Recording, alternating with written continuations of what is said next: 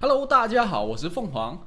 自从开始成立赤鱼小队之后呢，每一季都跟不同的新朋友结交玩游戏。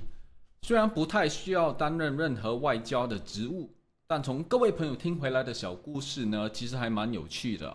今天我们就来分享一下10大外交官的辛酸史吧。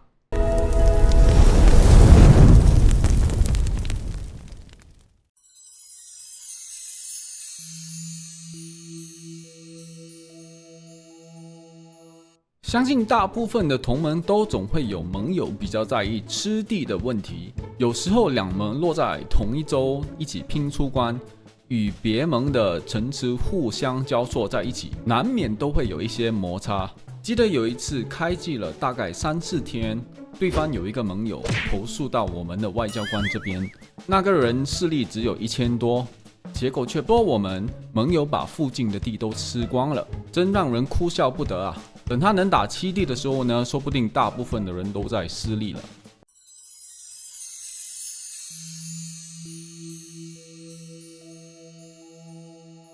一般与别盟合作呢，都会把资源州划分一下，供各位盟友发育和布防。很多时候呢，外交官都是大概划分一个区域，交界的部分呢就各自自律就好。然而，有些偏爱发育的玩家都会执着着这块是我们的区块啊，那里你不能吃之类的，弄得外交们一阵尴尬。而且3站的地块呢是6角形的分布，加上呢有地形的问题，很难以一条线直线过去划分。每次要外交官把时间浪费在这种事情上呢，真是令人厌烦啊。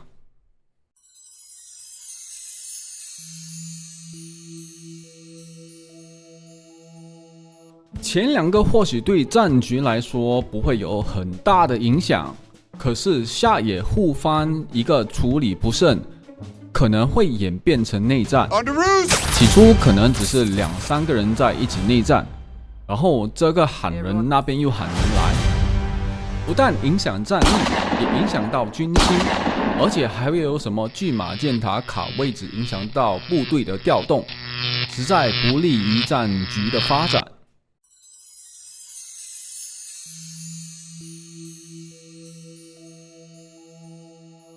这个是从别盟听到的小故事。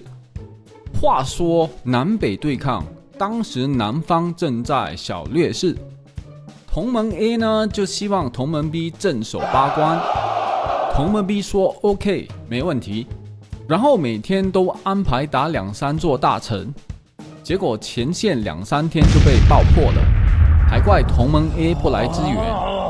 那同盟 A 看到同盟 B 一直在打城，就问：为什么不先守好呢？在卡壁城之间偷空打城呢？同盟 B 就说：盟友需要金珠才能签城啊。同盟 A 的外交当下就无言了。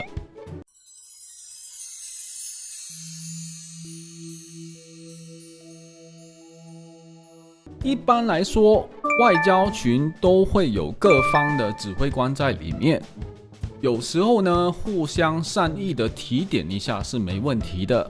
可是有些人总会左位上升，大至牵城进攻，小至铺路往左会快1格，每天都能看到他不断的给意见，实在是不胜其烦。适当的时候呢，要相信一下盟友的指挥官，给予一些空间让他们发挥，这样才不会适得其反，出现反效果。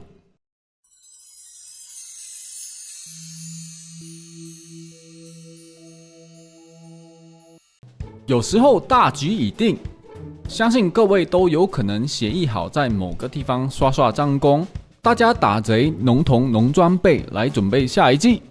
可是有时候可能是小小的逆风，比如说资源州缺一角，私利被压着打等，有些盟已经忍不住说要刷战功不打仗了，这让外交官十分无奈啊。虽然明白这个游戏的数据很重要，但用刷的完全没有游戏体验啊。总不成每次开季20天逆风就躺平刷上攻打贼吧？除非是真的被打到封在出生州里面啊，否则打到底对自己和对手也是一种尊重。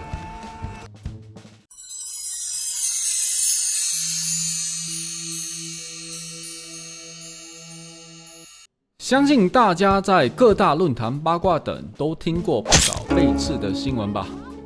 被刺者基本上都是被世人唾弃的，没有人再愿意和他们组队结盟。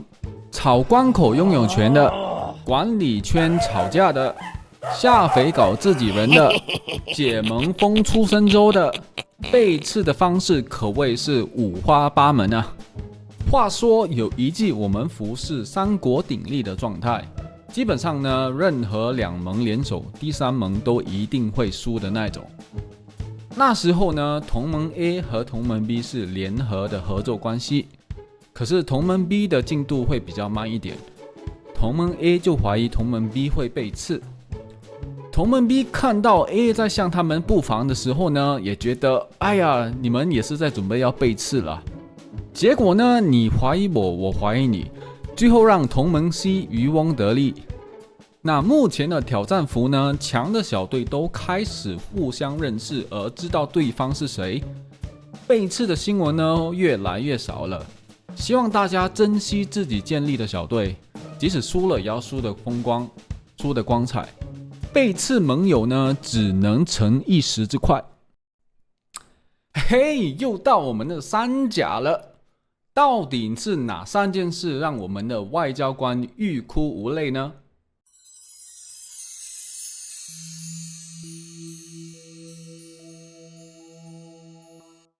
在游戏初期，2方的外交需要频繁的联络和沟通，包括落州安排、土地法、出关、铺路、转小号等等，双方都理应要长期在线。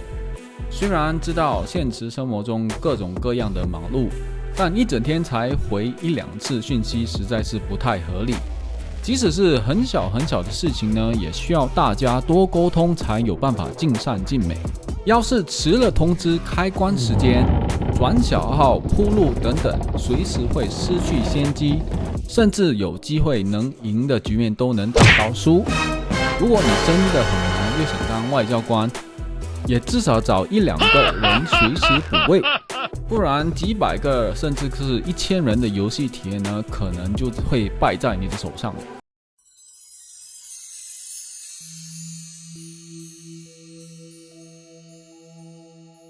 这故事呢，也是在后面的服听说的。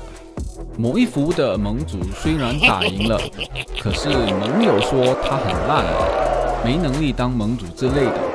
能拿霸业呢，是靠各位盟友的努力，盟主不会带等等。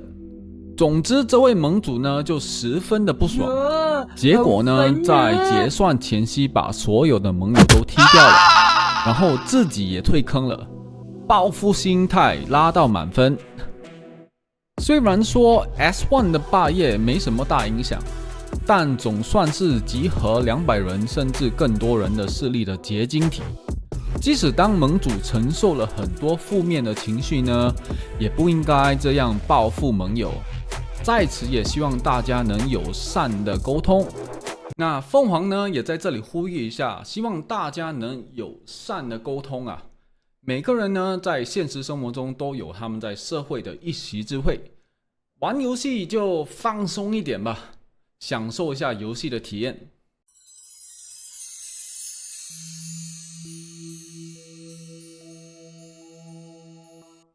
当，又到我们的10大系列的第1名了。听说这一件事情呢，是发生在 S11 的其中一个挑战模式的伺服器里面。话说这一季官方搞到南北分队，上3周打下3周，按照官方所谓的战力相弱来进行分队。这一季对道侠虽然战力有明显的差距，但总算是圆满的打完了这一季。也认识到不少新朋友跟台服天花板顶端的勇猛。我本人呢认为这一季的体验还算是不错了。然而有些服就没那么走运了。据说上山打下山大约1000人打1000人，其中一个400人的就分成2队打挑战，结果竟被官方排在同一服，主盟跟分盟各自在上山和下山。当时的外交群呢就十分无言了，这样是要分盟去揍主盟，还是要分盟联合主盟变成1200人打800呢？细问之下呢，也才知道分盟一堆账号都是主盟的人的小号分身，基本上呢分配完服就知道谁拿霸业了。800人呢，那方就这样被闷了一季去了。相信如果我是那800人的外交官呢，也只能摇头叹气等下匪了。